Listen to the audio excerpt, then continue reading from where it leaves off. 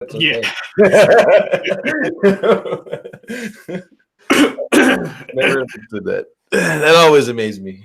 I want to leave our Yeah. car and high five. And it's okay though, because it's snowing. There's only an inch of snow, but it snowed. Never understood that. That always amazed me. Yeah. Oh, your audio's on.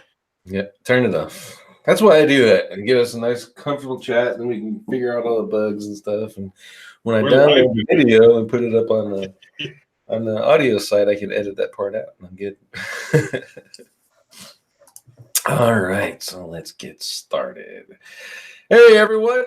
Clint Butler here for SEO This Week. This is episode 112. As always, we're joined by the wonderful Ted Kibitis. Say hi, Ted. Hello, everyone. Oh, man, busy day. I don't know what you've been doing, but I've been, messing around with a lot of EComm stuff lately. Got a couple big clients. One is probably about 700 pages, and the other one is roughly 25,000 pages for EComm stuff. And Google put out, or John Mueller was talking about. That's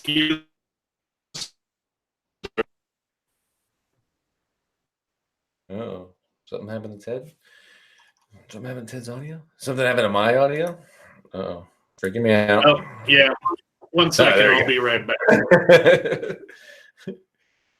Ted forgot to switch over from wireless to hardline. That's what that is.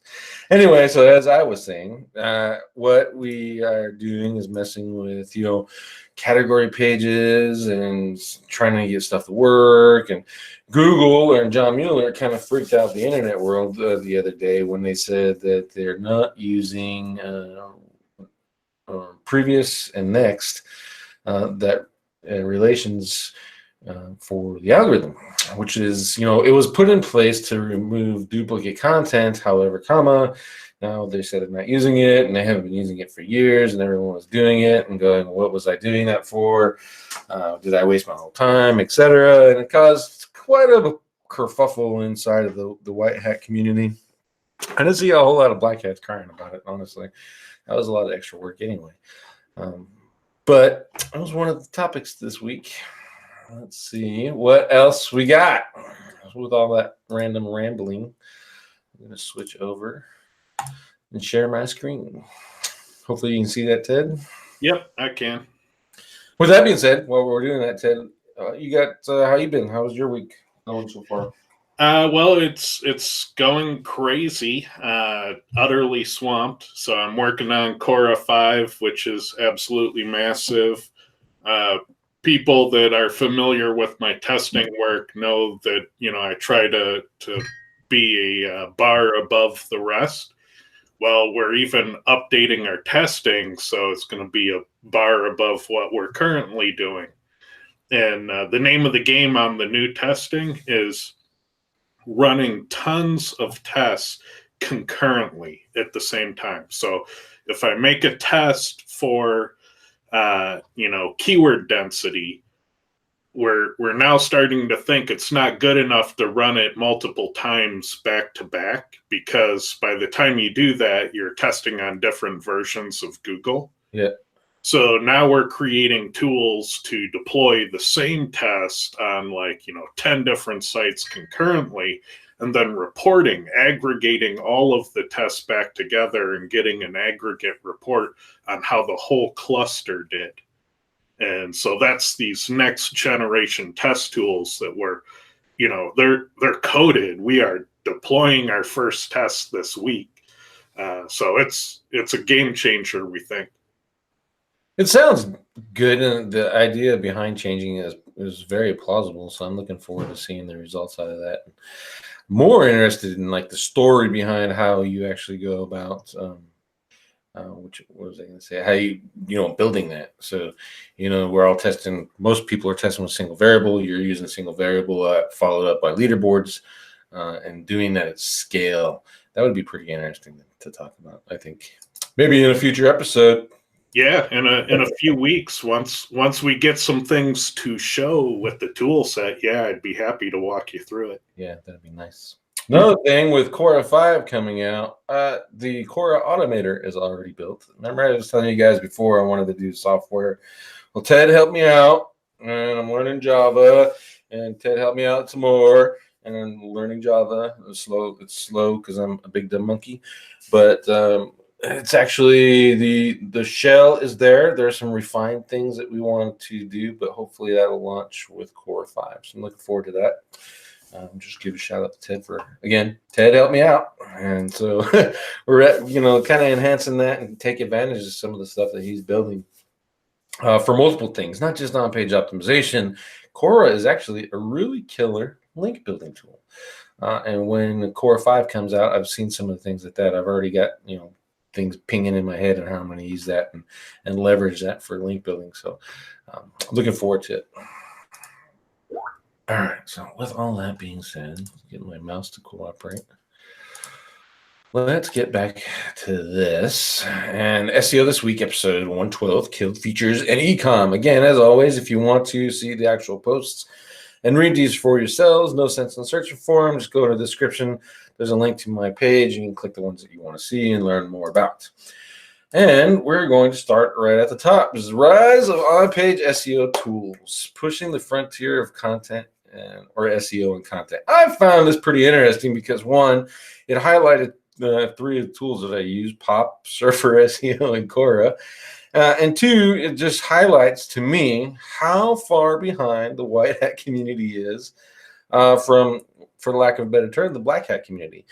We've been using, and I've been teaching Pop and Cora since their inception. Like before, when Ted had Cora in beta, I was preaching on-page SEO and using this kind of data, etc., in anticipation of knowing how good it can be. 2 years later, the white hat community writes a post about it. I guess it's better late than never, Ted. What do you think? Yeah, the white hat community is very reluctant to change with the times. They look back longingly at yesteryear when SEO used to be an easy value proposition.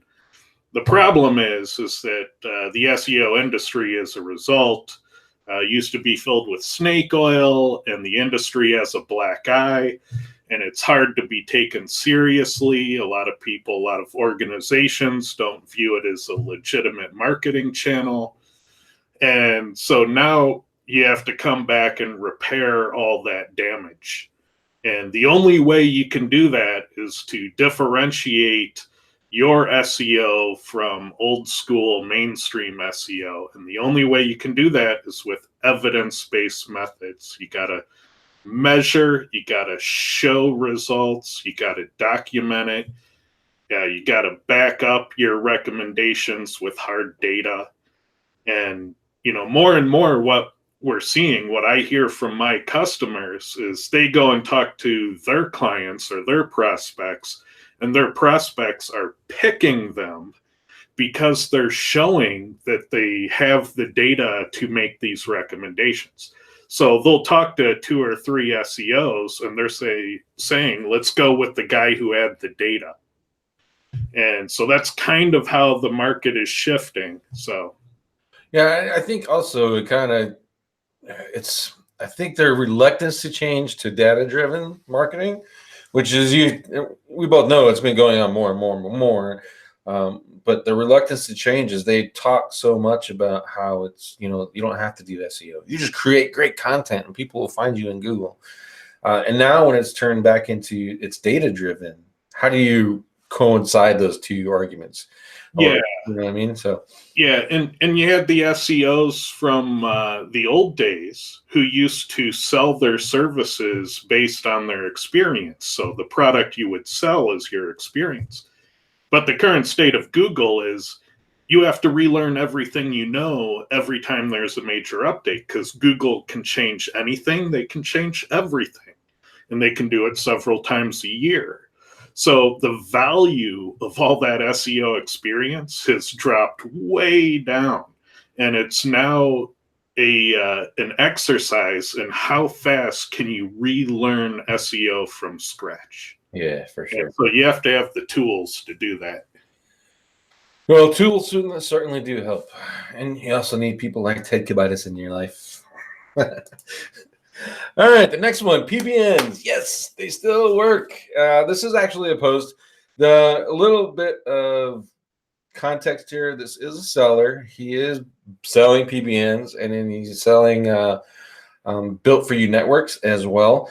But he used his stuff on his own terms of keywords, and he's trying to revive some sites, etc. And he didn't provide the sites, and probably good that he didn't. And he didn't provide the PBNs, but or the keywords. But that's okay because you can see a little bit of data here. It's not like a end all be all post about whether PBNs are good. I think there's a lot of context that has to be done, i.e., the quality of the PBNs, are the sites really real looking, etc.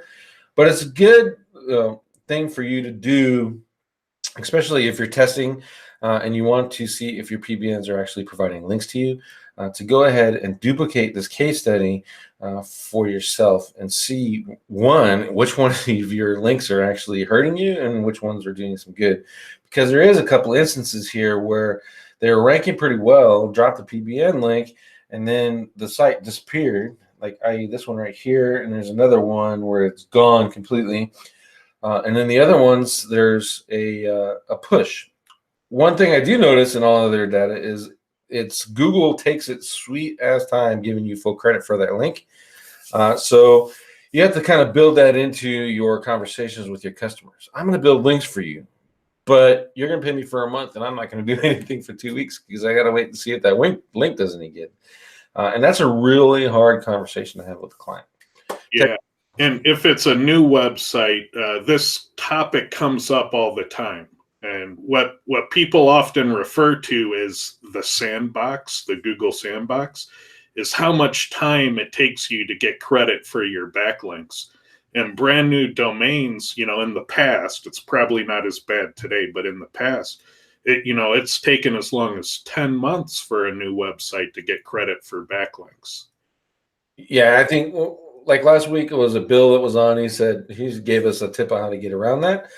But still, it's consistent. Like it used to be before the mobile first index popped out. I could submit stuff that I did at Core and Pop and see the results of that right away.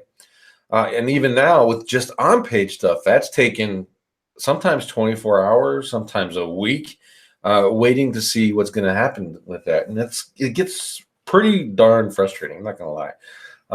Just kind of you have to build that in. My main point of pointing that out is build it in to that conversation with your clients. You're paying me a lot of money. I get it, but we just have to wait, and it's not something that we control. Let's see. Multilingual SEO. This one, this goes in and out of popularity, but I thought this was a good post because it talks mainly about the URL structure. One thing that was significant, and a lot of people talk about it, was subdomain versus subdirectory. Which one is better?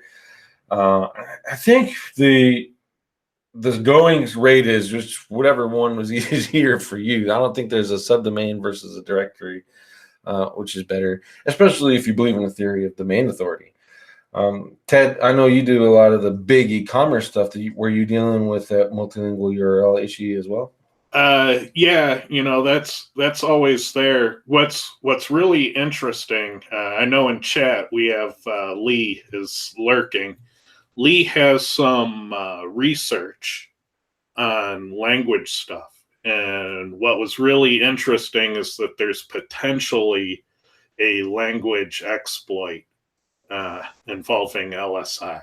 And I hope someday Lee shares that research because it's one of the most exciting things I've seen this year. Nice. That would be pretty cool.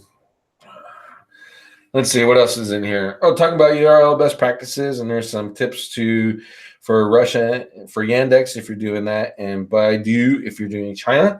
I think really this kind of goes in and out of highlight or let's see, interest in the SEO community, just because people just once a year just kind of bring it up. So think about your market, think about who you can serve, and then decide if you want to go after that audience. Or look in your analytics, and if you're getting a lot of traffic from Portugal, you should probably have a Portuguese version of your website. just to help them out and make it a little bit more useful to them, and maybe you'll get a little bit more traction from there. But really, it's kind of, conversions versus, value and work, and is it really worthwhile? Because if you're going to do a transcription of your site, it's probably best to actually hire a native speaker in that language and do it versus using a plugin.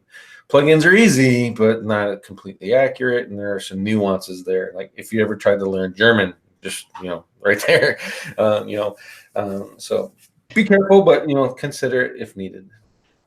Yeah, and there are cultural things like Kyle Roof from Page Optimizer Pro created T-shirts that said "Pop to the top," and I guess in Germany, "pop" is a reference to a naughty act, and so people didn't want to wear his T-shirts. So there's a lot of things that you can't just use Google Translator. You have to have somebody that knows the culture too. Yeah, we've all seen the German porn videos, so I'm gonna handle it. That's pretty funny, actually.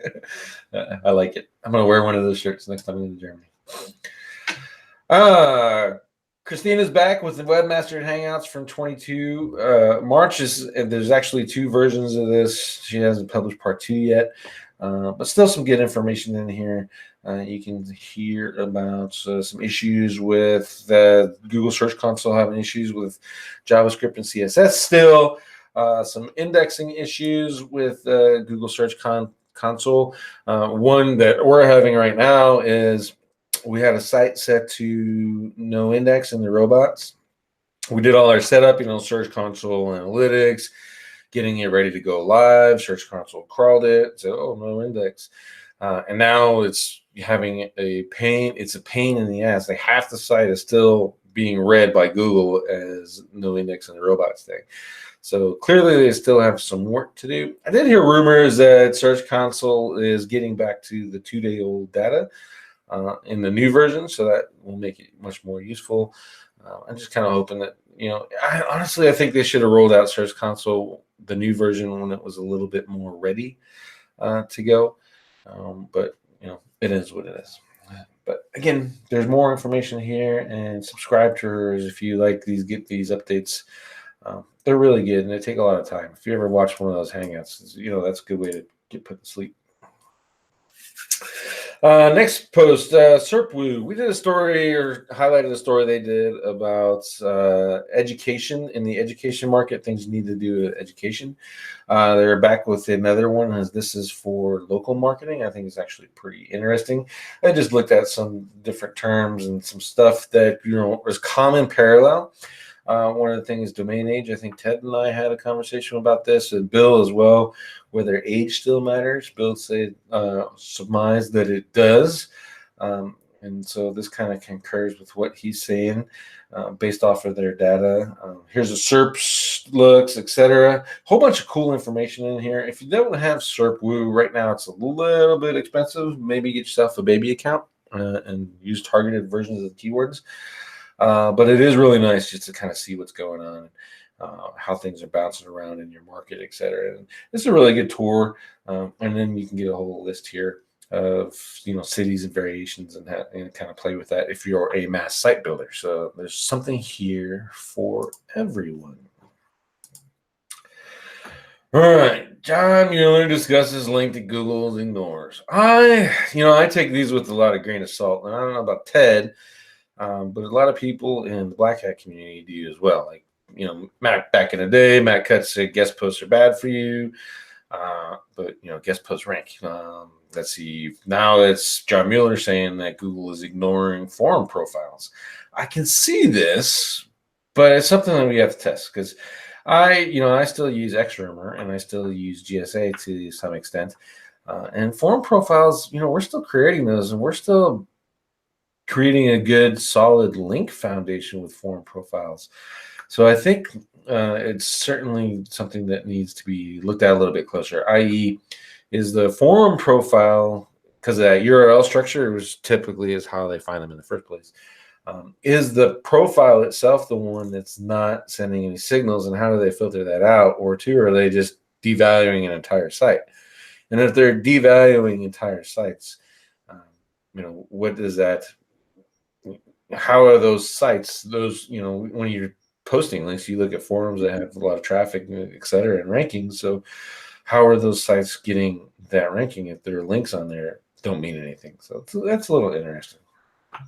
I don't know. Ted, I don't know. Is there a way to teach a tool, maybe not necessarily the core because you get so much in there anyway, but teach a tool to find sites and how many forum profile links that they have? At Well, scale, maybe even just 10? you'd need an AI classifier to say this backlink looks like this kind of backlink. Uh-huh. Otherwise, you have to manually go through and qualify all your data, which is kind of hard. Yeah. And with respect to things that Google says, there have been so many times they've given us a half truth, so many times they've given us information that was just flat out wrong, so many times that they thought they know the right answer, it seemed sensible, but it turned out not to be, because the left hand at Google didn't know what the right hand was doing. So stuff that comes out of Google, I view about as credible as a career SEO blogger winging it. Yeah. Yeah, I think this it's something definitely worth testing. Penguin supposedly can filter out a bunch of links. People say that these tools don't work no more. Maybe it's just the way that they're using them, or maybe I just found some kind of loophole. But I'm still having success with tools. I'm still having success with forum profiles, whether it be human generated or generated off other means. So, and I find it hard to believe that Google has somehow managed to pull off filtering out just the profiles. So they're saying forum profiles don't count, but what about that forum post? Does that still count? And then they're saying that user generated content and those links don't have as much value. And I'm not seeing that.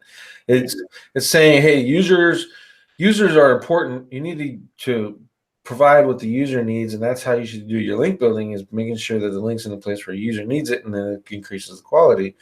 Well, if my link is, and my user is on a user generated content site, and you're devaluing it, that's kind of counterintuitive, as it were.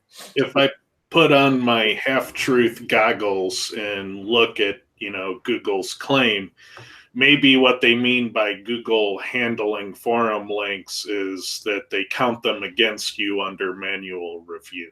Yeah. So it might sound like it's algorithmically solved, but they might actually mean under manual review. Yeah, under manual review makes sense because I can pick those out pretty quick. But I'm building them too. So let's see. Next post: search engine land web spam report hack sites. This is actually pretty interesting. Just some of the data that Google is reporting. 1% of users are led to spammy sites. Well, actually, less than 1% of users are led to spammy sites through the search results. But if you listen to the white hat community, spam is prevalent across Google. So those two aren't really matching. Let's face it. All your competitors are spammy, right? Oh, yeah, that's true. They have to be. Let's see. Hack sites are getting discovered faster. I think that's a good thing. I think Google getting that system working better is a good thing for everybody.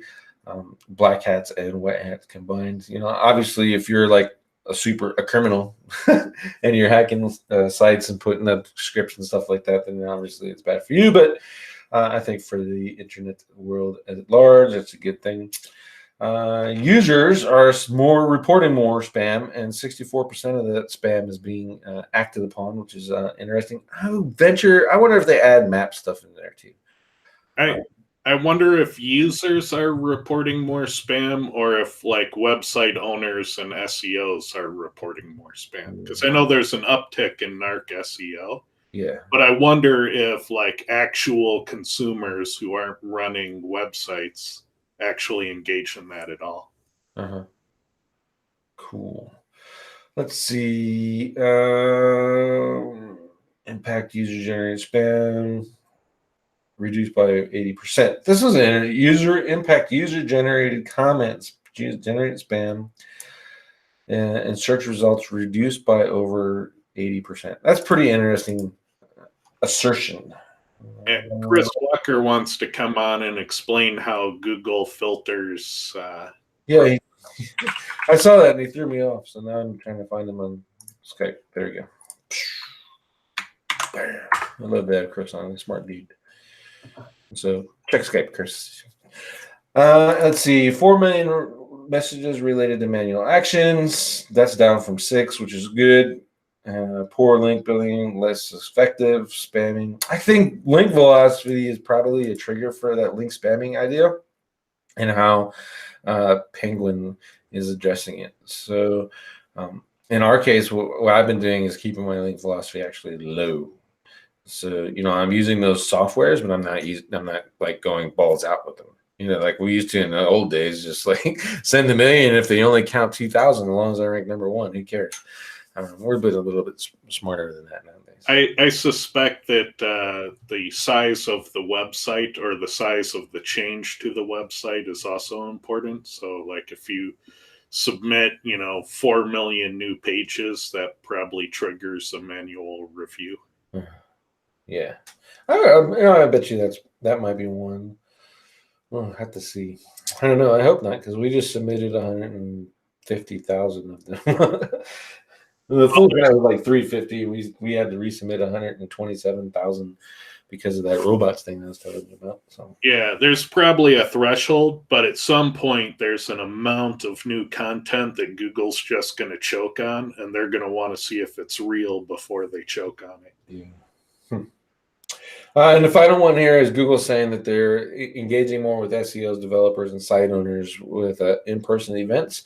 I've actually attended one for AdWords, so if you guys get a chance, just go check one of those out. Mine was in Seattle at the Google offices. You could get to see the inside of the beast. Just so you know, they're not going to tell you anything about the search algorithm, because people who talk to you don't know much about it. They just tell you about the tools and stuff. But still, it's good to kind of have some of the insight and meet some of the people behind the old big G. I'm going to leave this over here in case Chris makes it on. Here's the search engine roundtable. Next previous. This was going on before. Like I said, John Mueller said, hey, use next previous in a webmaster hangout. And then not 3 days later, he said that Google isn't using it anymore. So don't bother with it. And now it's back to, hey, that's not what we meant. So the short version is Google's no longer using it as a ranking consideration or a factor. However, John Mueller and Gary Iles kind of put it out there is, if you already have your site set up for next or previous rel and you're using it, and your site is getting indexed and everything's working properly, don't go change it just because we said it's not working anymore. On the flip side of that, if you don't have it in place and people telling you should use it because of the duplicate content issue, and that might be a concern, Google's saying you don't need it. So really, in my perspective, this is probably a user experience kind of thing now versus a search algorithm thing. But I'm not sure. Do you have a factor in Core that'll test next previous whether that matters? Yeah, it's there, and I never thought it was a ranking factor, like having it would increase your rank. It's a technical thing so that Google can index your site completely. It's about saying I'm on a category page, and this is how you paginate to get all of the data related to this category. Right. To see all the products. It's a signal telling Google that there's more information to this category, and these are the links that get you the complete site. I don't know. The way that it came out, it's like John was saying, you don't need to use them anymore. You can throw all your products on that one page and let it go to town. Yeah. So they're fine if you do everything on one page, and they're going to crawl all your links anyway unless you block. Yeah. So yeah, that's probably why they say they don't give them any special treatment. They probably just crawl all links anyway. Makes sense. Chris is here. Chris, you got audio? Everything working? Let me see. Can you hear me now? Yep. Oh, wow. It's actually working. I've been having problems with this the past couple of days. So, yeah. Profile links, huh? Yeah. Yeah. The stuff that I found, guys, is basically it's all about how the particular profile is set up on the website, right? So if the internal link structure is good on that site and that site is authoritative enough, then it seems that they work, right? So and that's probably why you find a lot of success with them, Clint, is, certain ones are working for sure. But it seems to me from all of my tests and research is that it's all about how that particular profile is set up on that particular website. And also, if you're building links to those profiles, that helps as well. But it seems to be the internal link structure of that profile itself. At least that's what I found. How about going the extra step and fleshing those out? Like you're making a brand, Chris Walker, that's the brand, and you want to do forum profile links. So you go out and you flesh out, 200 or 300 of those. Well, the VA, Yeah. it takes forever, but yeah. Fleshing them out definitely seems to help, and it depends on which site, obviously. But yeah, that's a big deal, because obviously having those, that creates an internal link structure from that particular profile, and that seems to help quite a bit. Okay, that makes sense. Yeah. I guess you could probably see that in looking at a forum profile, like an external generated forum profile is pretty much the username and your backlink. So Right. it's pretty easy to pick out. Yeah, and that makes it easy for them to just ignore them, basically. Yeah, that is certainly something worth testing. Actually, I think I'm gonna do that. Set up a single variable test. Maybe check the couple versions, like fleshed out versus not, and etc. You guys ruined all of my web forums. Like web forums, and then I go back to them after a week, and there would be 7 million spam posts, and 87,000 new members, and I just had to shut them all down because I can't moderate that much. The power of Xroomer, man. You leave Xroomer going and you forget about it. You're gonna come back to a surprise. I had PHP forums set up that way, and I got blasted too. I was like, holy hell, this is what it's like on the other side. But it works. So it's like comment spam. Everyone was doing comment spam, and then when you start clearing that up, it's a mess. So anyway, Chris Walker's here. You guys, though, if you don't know Chris, can you just say who the hell you are, why people should follow you, that kind of stuff? Oh man, I don't know. Chris Walker, been an SEO about 15 years or so, and let's see what else. I founded Rank Local back in the day, but now I'm just doing more of a consulting thing, and currently building out a training. So that's exciting. Coming down the pipe soon. Yeah. Okay. So yeah, hopefully in the next month or two. I mean, this week. Working on the recording actually, so I'm excited to get that kind of knocked out, and then I'll let everybody know then. Nice, that'd be a challenge. What do you like doing consulting versus the agency stuff? Is that much? Like I've been thinking about going to just doing that because I like it personally. For me, it's a lot more rewarding, and then you can just you pick and choose your clients, who you like, who you can work with, and who you can stand to work with, most importantly, because we all know SEO can be a little bit difficult in that regard at times. But yeah, I'm enjoying it quite a bit. Is your model where you do the consulting and then say, oh, we can also do this for you, or you just, hey, here's what you're doing, give all that stuff to the team, and they knock it out and then come back after? I prefer a team environment actually, but I can do both. If I'm in a team environment, then I know I've got that support, and most of all, they're hungry to get results, and that seems to be a lot of fun for me. Yeah, and it sounds like that model is a little bit easier to get everyone to buy off on the concept too. Yeah. If they're already, most of the time, when they, you approach them or they approach you, they're already bought into the concept, so it makes that selling the whole thing around SEO a whole lot easier. Yeah, yeah, it's nothing worse than having running into the developer and the marketing manager who hate the idea of SEO, but the owner's all for it. And he's like, I'm all for it. Yeah. And he throws you to the marketing manager, and that's your POC. And then 2 months later, he's back like, you guys didn't help me. Right, right. Well, you know what it is. I mean, it's it can be fun. I don't know. I'm debating it. We'll see. See if I get internet famous enough to try it out. There you go. All right, so Edge SEO for e-commerce. I won't go into what Edge SEO is. We talked about this like 3 or 4 episodes concurrently. Dan Taylor came up with the concept, Edge SEO, basically, and this is how to apply it for e-com. A lot of people just kind of missed out on the value of doing this. And in short, it's just, hooking your site up to something like Cloudflare Workers and pushing your employments through that because you can't do it through their clunky ass CMS that it's set up. I.e., if you have your e-commerce site set up on Yahoo e-commerce, go try to do SEO on that site. This is a way around that, and some tips on how to implement that using the workers and some of the tools that Dan has set up over on his free tool called over at Salt. You can find the link to the agency here and get over to his actual tool that does a lot of this stuff for you. There's already recipes and it builds everything inside of there. But here's something that I thought was missing from the rest of that conversation about Edge SEO minus Dan. And how to and what to use it for and employ, in particular for e-commerce. And sticking with the e-commerce thing, we're talking about e-commerce data visualization. This goes back to the SEO world evolving and looking at data.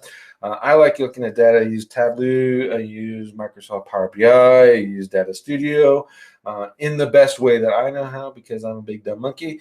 But guys like Ted look at some of these posts or charts like this and they get it right off the bat and what this stuff is. So this is a good post for you if you're looking at how data and data visualization will help you solve some problems.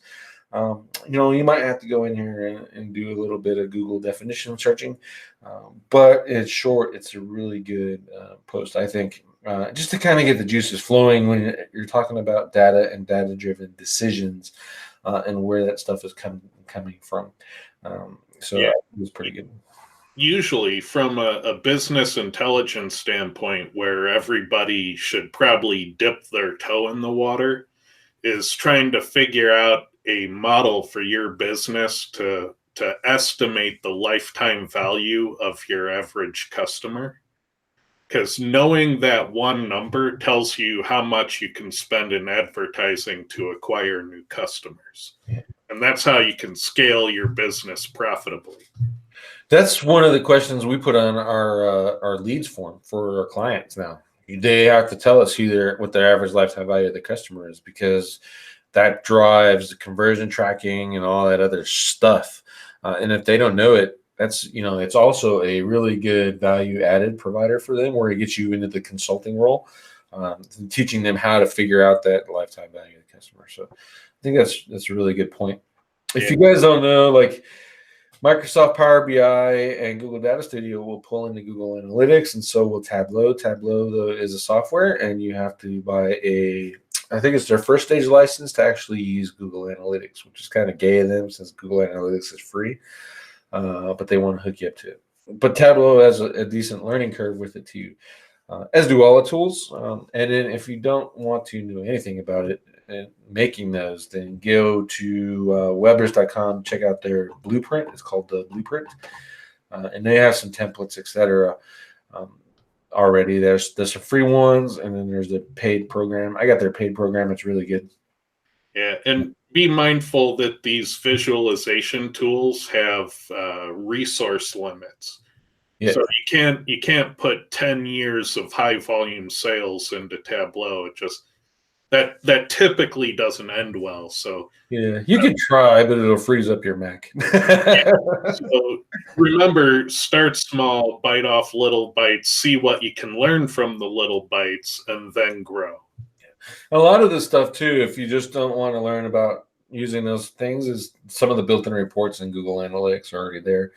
for you to find a lot of insights. Like, for example, I had clients say, "Oh, we were ranking great before you. We had all this traffic, and we were doing wonderful." And then when you break down their analytics and show them just their organic and show that how you tripled it and how you're paying, like you're getting them 4 times the money, and all their other traffic is actually crap now. It's really good to be able to put yourself in that position. So again, learn some visualization, learn how to use that data. Don't just talk about data-driven marketing as a buzzword for your sales process. Actually learn some of it. Let's see, how much content is too much for your e-commerce pages? This one kind of goes in with our last one, is your best SEO is not the product page. What drew this for me is, I think probably, I want to say a year ago, Kyle noticed that Google was losing or was ranking category pages much higher than product pages for pretty much everything in e-com. And then it became a point within the community, which do you put more content to increase the ranking of your category pages? And that's where these last 2 pages go hand in hand, is where is the line and what kind of content should you be putting on those category pages? The typical SEO answer is, put 300 words on there, optimize it for the keyword. No. That's a terrible idea. That concept is old. It was called safety text. And so you'd have this boilerplate safety paragraph about the category that's cookie cuttered on all pagination pages. And that's not the best way to do it. What's a better way to do it is to increase the number of products per page. So if you're showing 25 products per page, you can double the content on your category pages by showing 50. And then have a short description field in your database for all your products that has like 2 short sentences about the product. And then you show the short description as part of the product token on the category page. And then all of a sudden, you just went from 25 to 50 products, but 200 sentences on page. And you can make those short description sentences keyword tuned. Keyword tuned and help the user, right? Which is really one of these 2 posts is, optimize for the keyword, but don't just do it willy-nilly. Do like Ted said, make it like a purpose, user intent purpose updates to it. Ted just nailed it for sure. Yeah, Ted's the master. I wish we were talking about e-commerce on another show. Yeah, there's some rumors about an episode tomorrow.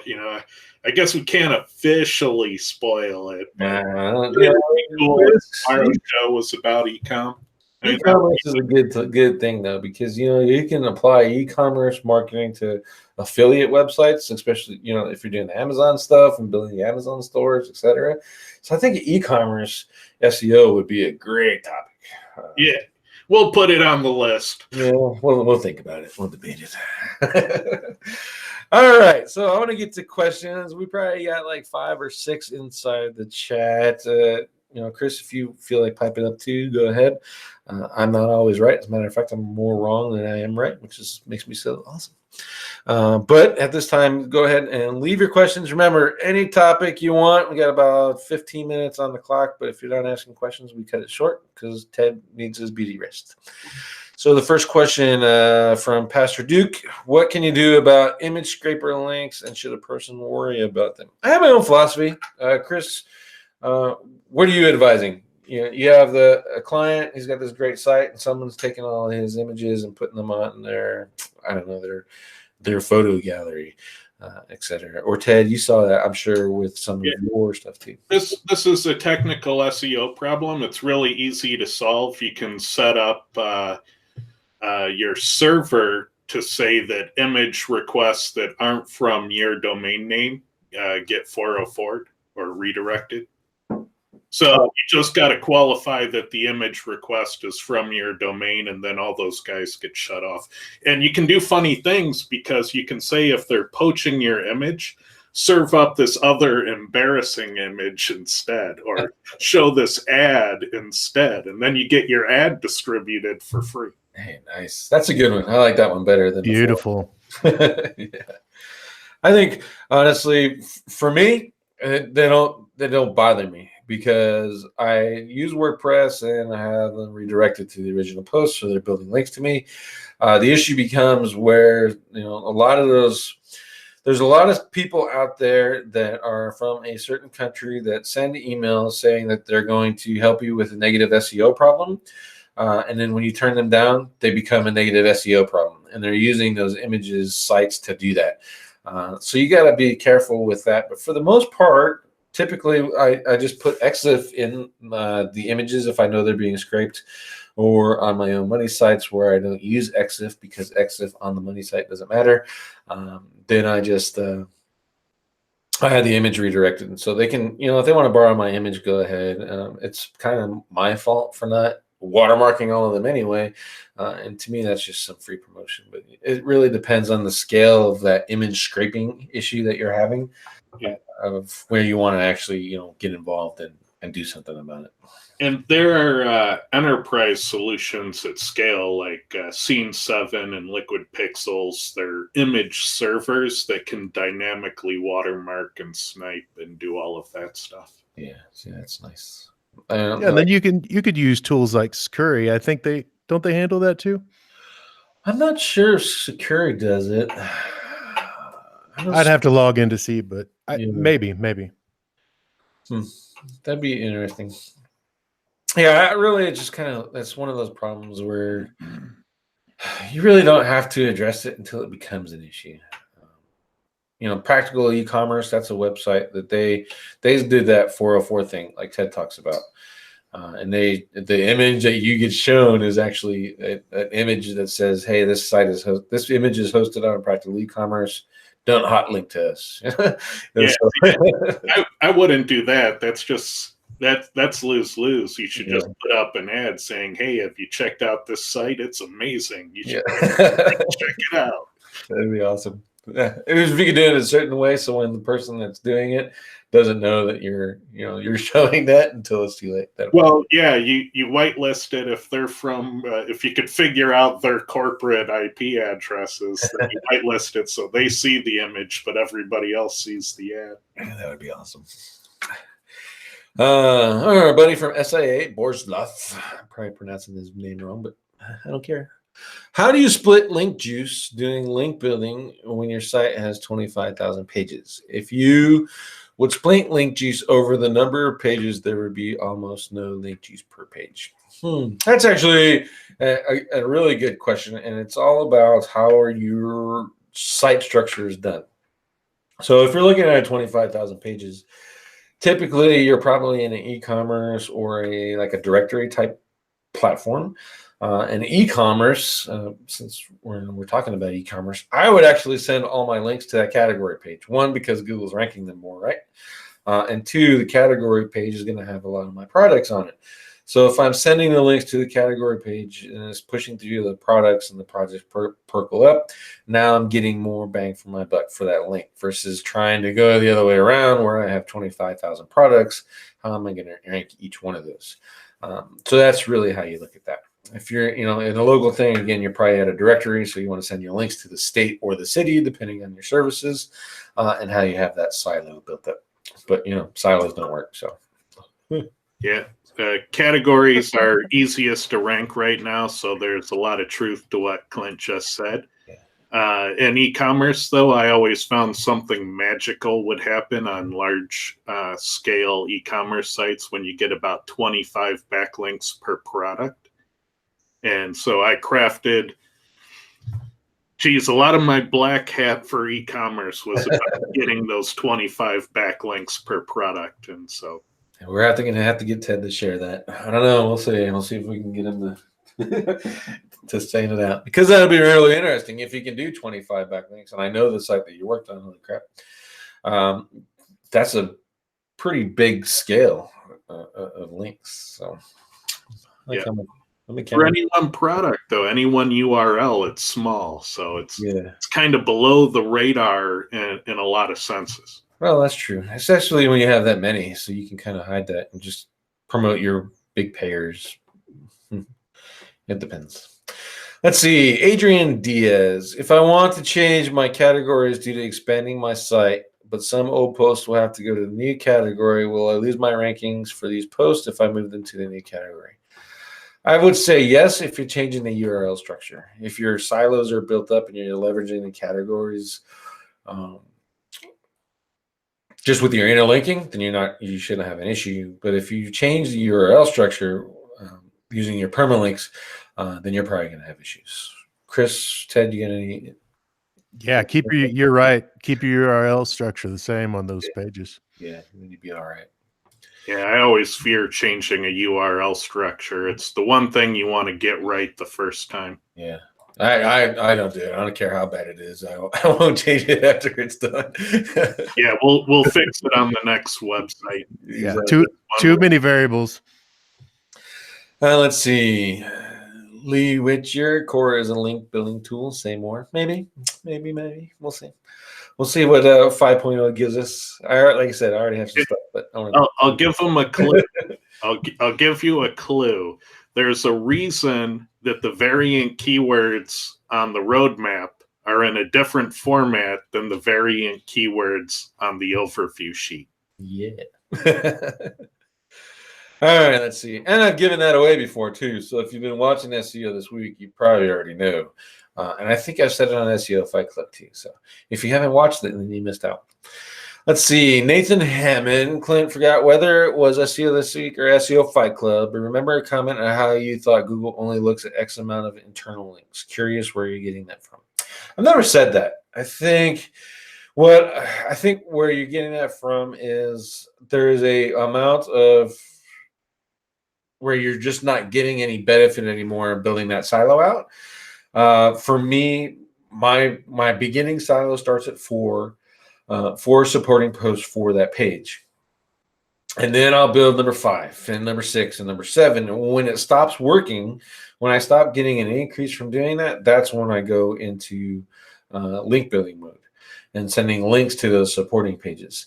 So that's probably what you're talking about. I think at some point it just, your site doesn't have enough domain authority or the pages don't have enough backlinks and it's just not going to do you any good. And so maybe that's probably where that came from. I guess in some level, that's Google only looks at X amount of internal links. Maybe they're only counting X based off of your authority and the trust of your site. So that's a good one. Let's see. Initials guy. Are happy Facebook traffic from, for example, Melissa, good or bad from US-based website? I'm not even sure what that means. You're probably going to have to re-ask that. Ted, do you have new data about the latest Google update versus what we showed in the show? Nope. SEO yeah. Maybe next week if I get the time. Yeah. Ted, with Quora, I have one license. Can I have Quora on my laptop and desktop, assuming if I use one machine at a time? Yeah, the licensing is per user. We expect people to have home and work installs. As long as they're not running at the same time, you should be fine. Yeah, I use mine on 3 machines, so just depending on what I'm running. So like quick stuff on my laptop, or I want to actually think on my desktop, and I want to go balls out on my dedicated. So let's see. Talking about extra. Let's see. Next. What courses, books are recommend to learn from more technical SEO website structure? Well, there aren't a lot of books on technical SEO. Most of the technical part comes from the engineering books on web development and the specifications on JavaScript and HTML and HTTP and CSS. So I would start with those technical specifications. W3 Schools website is great for that. So if you type in HTML tag list, it'll be in the top 3, I'm sure. And in terms of like learning quickly, like if you're an in-house SEO for a big company, retire your office. Get rid of your office. It's isolating you. It's causing you problems. go sit in the engineering bullpen, because the bad days that the engineers have in web development, those are typically your bad days in SEO. And you're going to learn a ton of technical SEO just being there to be aware of all the issues that are happening that are potentially impacting marketing. That's a good one. And if you're not, I say if you're not in a position where you can do that, and you need to learn on the job, get Sitebulb and Screaming Frog, because both of those tools will teach you a lot of technical stuff just going through and running through that, especially the documentation of Sitebulb. That thing is awesome. I learned a lot. And then if you can get it, obviously we don't want to promote Quora as the end all be all, but Quora taught me a crazy amount of stuff too. I used to bug Ted all the time, but now with Quora and his documentation, which some of it sucks and Ted's fixing it, that's because he just went crazy and added like 5,000 more factors. But as you learn that kind of stuff and you learn what to look for, et cetera, that builds your technical SEO knowledge. I'm not a coder. I can make a pure HTML website, et cetera. But there's some things that in that technical SEO realm that you can do with those two tools. And then if I was going to suggest a book, is probably The Art of SEO. Is probably one of the better books, just kind of learn the foundations, et cetera. And there's some technical stuff. And then another book that you guys should get also is this one, Google Analytics Breakthrough.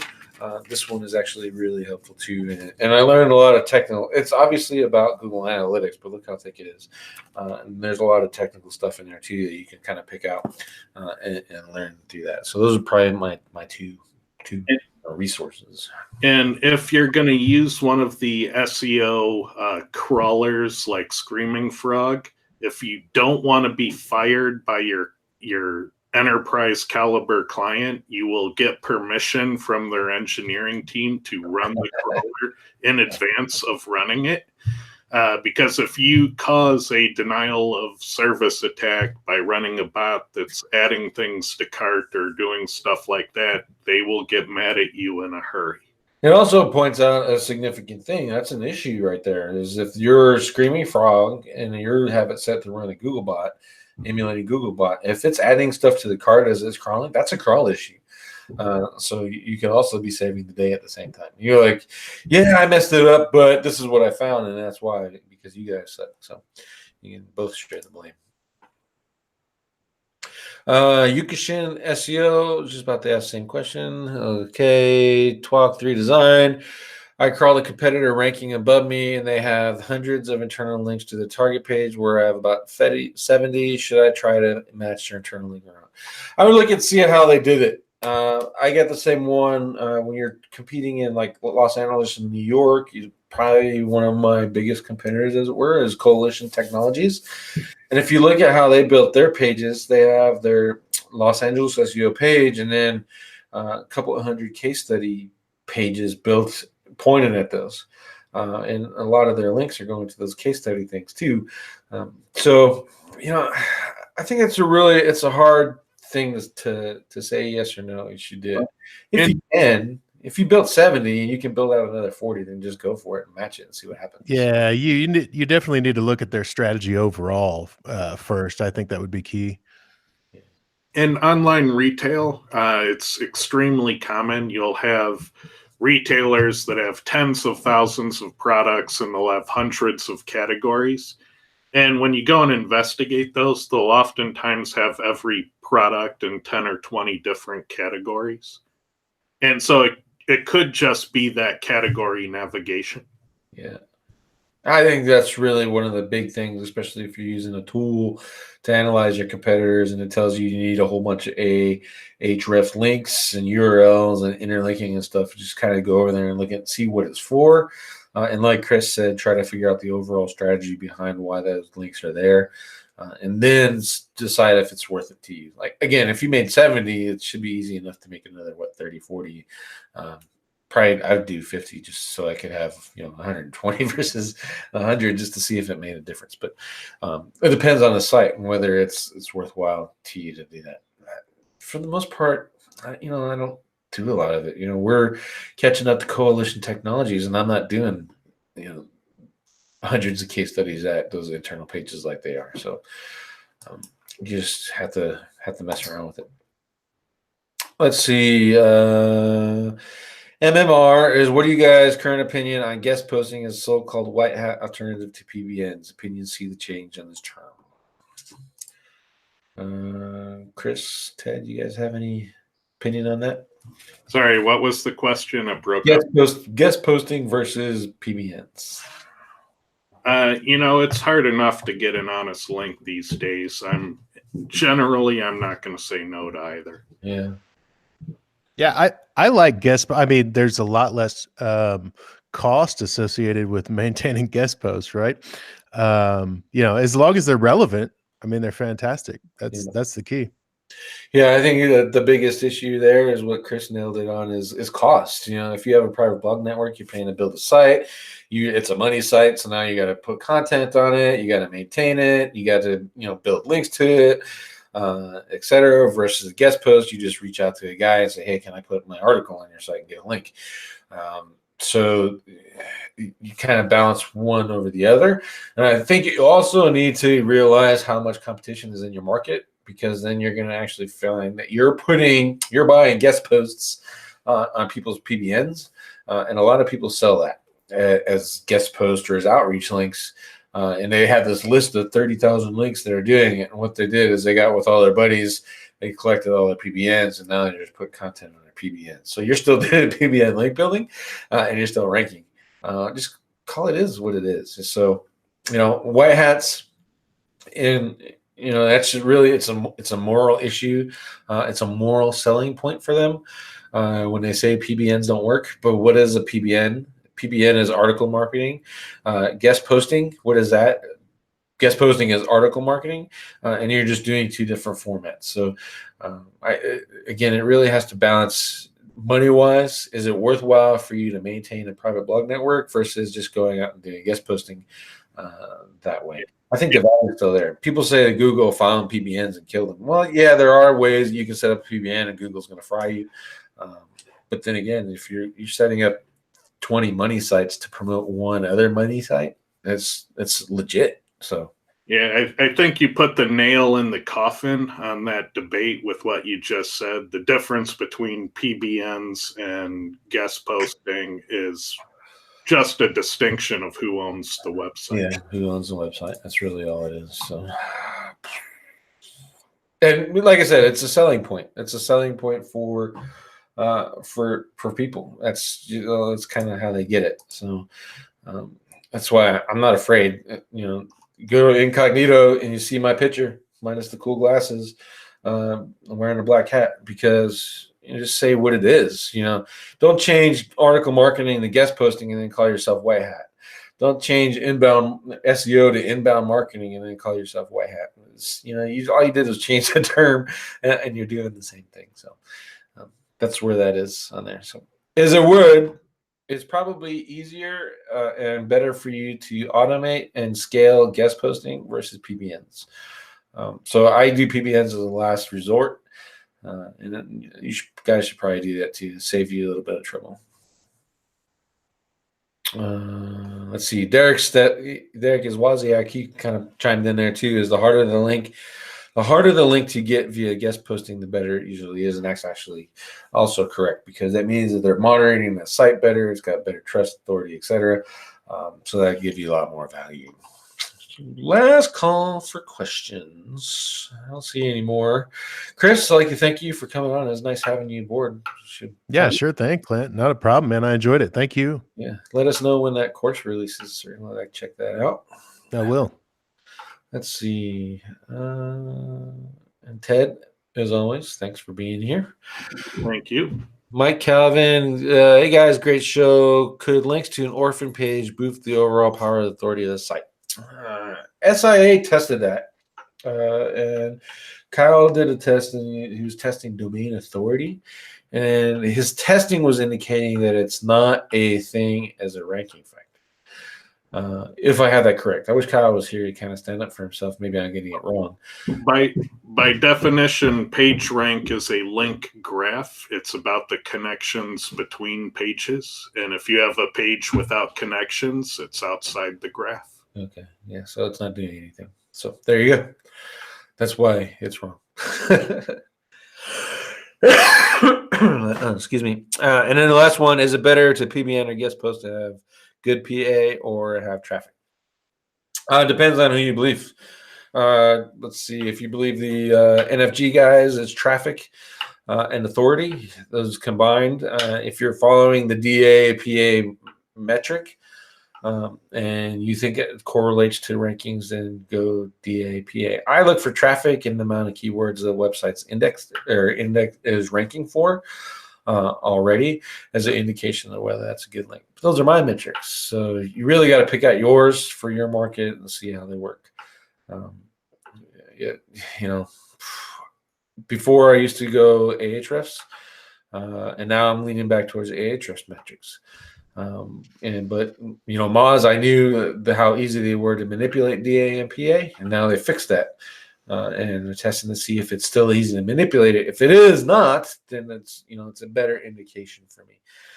But you need a lot of scale, looking at those numbers and a lot of experience to say, hey, my site is a DA whatever, and it can compete at the level where the average sites in the top 10 are DA whatever. So if I could chime in there, Clint, I'm a fan of traffic myself overall, because I think, if a website has traffic, if it's ranking for keywords, like you say, I really like that. But the thing I like about it is the internal structure is probably set up somewhat correctly. So there's flow from one page to the next, and they're obviously ranking for particular keywords, which means in my book, they're, if you get a post on that website, it's more likely to rank for your keywords as well. Yeah, it's a trusted site. To me, that's an indicator. If it's ranking for keywords and it's getting traffic, then it's trusted by Google already. So that link might have more value than a link that doesn't. That's my theory. And if you're playing around with a lot of the patterns like proximity to click, etc., that can play into. So there's a whole bunch. There's really a whole bunch to decide when you're going at the link. So you just really have to kind of figure out what is my threshold to paying. And that's really it, kind of drives your link building plan. Really, is at the end of the day, that's what's driving it. My threshold's pretty high, so I can do the XRMers and the GSAs and the money robots and the SEOPs and the PBNs and the guest posting and all that other stuff. But there's other projects where I can't touch any of that stuff, and where link building is PBNs and social posting. So you just got to figure out what the threshold is, and then decide how you want to measure that yourself based off of your experience. And really, the only thing that those are great tools for filtering, but it's at the end of the day, it's going to be your experience to decide whether it's working out. All right, that seems like that's it. Oh, last question. This is the last one. And Ted, this was probably for you. What are your thoughts on adding a WordPress subdirectory to app's site? You want to avoid creating a subdomain. Will there be any technical issues that we should prepare for? Well, there's a interesting notion that came out in an interview with Gary from Google, and he made a claim that Google will sometimes break up a website into little mini websites. And if that's the case, then there's this other Google claim that they treat subdirectories the same way as they do subfolders. We know that's technically not exactly true. It's mostly true. But the thing you'd want to worry about is that you're filtering by the number of results you can generally see in the search results. Still happens at the domain name level. So even if you have the subdomains, you're not getting around that. You have to have different domains if you want to monopolize more of page one. Mm-hmm. Technical issues, having subdomains could require you to have wildcard SSL certificates that are generally more expensive and difficult to configure. It can mess with your analytics tracking. You may have cookie domain issues for keeping users logged in cross subdomains. So yeah, there are a number of technical things that you'd want to be careful about. I would probably lean towards the folders. Yeah, the subdirectories, which is what he was saying. Yeah. Yeah. I don't see any technical issues with if you add a subdirectory to it. Maybe you just got to be cognizant of that you did it when you start building new pages, etc. But that's really easy enough to manage anyway. So, and change to the URL too. So if you change your mind later, you kind of, demolish your SEO. So decide right the first time. Yeah. Okay, so that's it. Thank you guys for all of your questions. Ted, SEO Fight Club tomorrow, 11 p.m. Pacific, right? Or 11 p.m.? 11 a.m. Pacific. 11 a.m. Pacific. Perfect. So see you guys there. If you could, I am 831 subscribers. I need 1,000 to monetize my site so that I can actually put links inside my Twitter cards or my YouTube cards, which is gay because I was allowed to do it before, and now all of a sudden I'm not. So if you can help me out and hit the subscribe button, like us if you like us, dislike us if you don't, and we'll see you next week on SEO This Week.